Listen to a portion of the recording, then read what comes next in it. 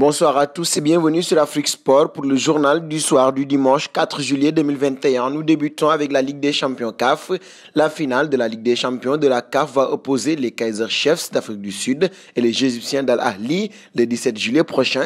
La rencontre aura lieu au complexe Mohamed VI de Casablanca au Maroc. Parmi les officiels désignés pour diriger cette ultime rencontre, l'on retrouve 3 arbitres camerounais. Il s'agit d'Elvis Guy Nupoué Ngekoué qui jouera le rôle de premier arbitre assistant. Alim Konaté Aboubakar, lui, sera le commissaire de match, tandis que Raphaël Eve Divine sera l'arbitre accesseur. Outre ces 3 lions indomptables du sifflet, le collège d'officiels est également constitué de 5 Marocains, un Tunisien, un Ougandais, un Gabonais, un Burundais. Un saut dans le dossier Onana annoncé à l'OL. Le gardien camerounais connaît bien le coach néerlandais qu'il a entraîné à l'Ajax. Peter Bosz insiste pour ramener le joueur formé à la Fondation Samuel Eto'o à l'OL. Apprend-on, André Onana occuperait le rôle de numéro 1 bis avec Lopez. Il évoluerait alors en Coupe de France et en Ligue Europa. Pour l'exercice 2022-2023, les deux gardiens seraient ensuite en concurrence. Les dirigeants rhodaniens ont déjà transmis une proposition de contrat de longue durée que le joueur n'a pas encore accepté d'après l'équipe. Onana serait séduit par le projet lyonnais mais réfléchit car plusieurs formations françaises sont également sur le dossier. L'indemnité de transfert devrait avoisiner les 8 millions d'euros car le portier formé à Barcelone est lié à l'Ajax jusqu'en 2022. Parlons de l'Euro 2020.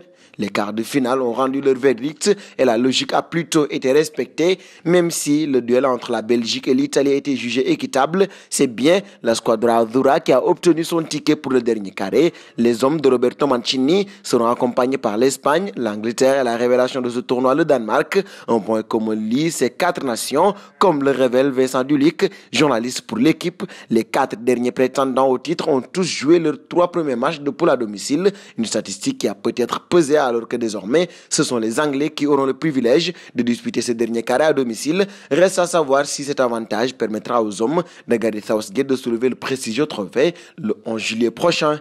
Un saut à l'OM, très actif sur ce début de mercato. Pablo Longoria prépare un recrutement XXL pour l'OM, comme annoncé par le Disport.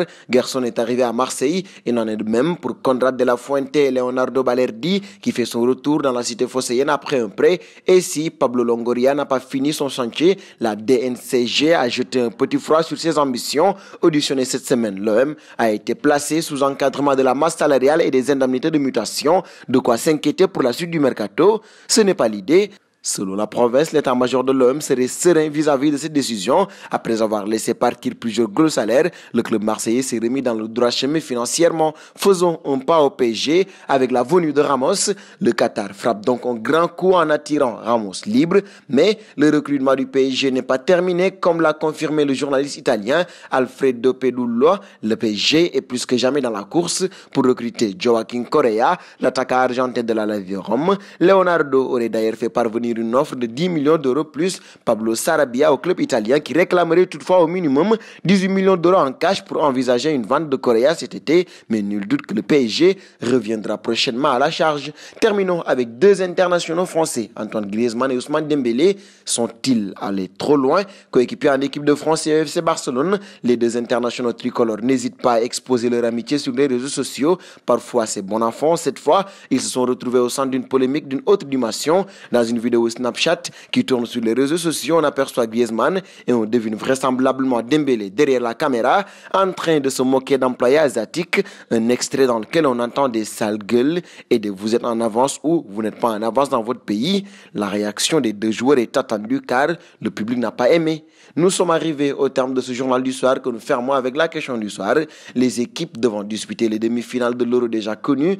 Quelle est votre favorite pour remporter le titre? Vos réponses seront attendues en commentaire.